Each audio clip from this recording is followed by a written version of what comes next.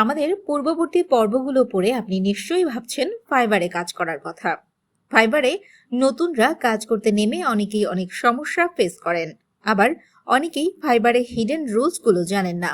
তাই নতুন ফ্রিল্যান্সাররা শুরুতেই ধাক্কা খেয়ে যান।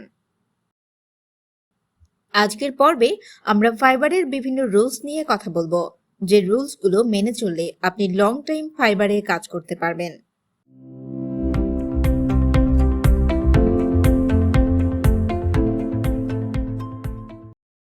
Fibre profile name.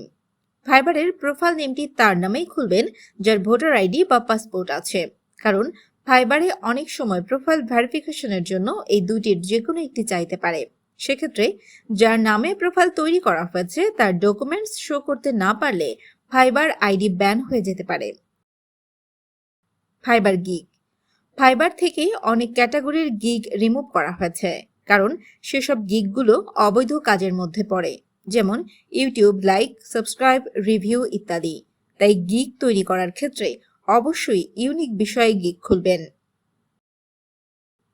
প্রথম দিকে আপনার টার্গেট থাকবে প্রতিটা অর্ডারের জন্য 5 স্টার আনা, কারণ ফাইবারে 80% সাকসেস না হলে বায়ার রিকোয়েস্ট করতে পারবেন না। তাই ফোকাস কাজের দিকে দিবেন, আর যত কষ্টই হোক বায়ারকে ফুল স্যাটিসফাইড করবেন।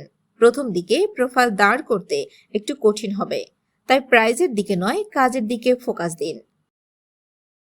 বায়ারের সাথে যোগাযোগের মাধ্যম। ফাইবারে বায়ারের সাথে যোগাযোগের একমাত্র মাধ্যম হলো ফাইবার নিজেই। আপনি বায়ারের সাথে ফাইবার ব্যতীত স্কাইপ বা কোনো সোশ্যাল মিডিয়ার মাধ্যমে যোগাযোগ করতে চাইলে সেটা হবে অনেক বড় একটি ভুল।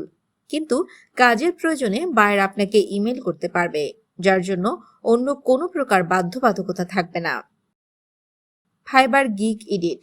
আপনার যে গিগটি র্যাঙ্ক করেছে সেই গিগটি কখনোই এডিট করবেন না, কারণ এডিট করা গিগ ফাইবারের নতুন গিগ হিসেবে গণ্য করা হয়, যার ফলে আপনার গিগটি র্যাঙ্ক হারাতে পারে।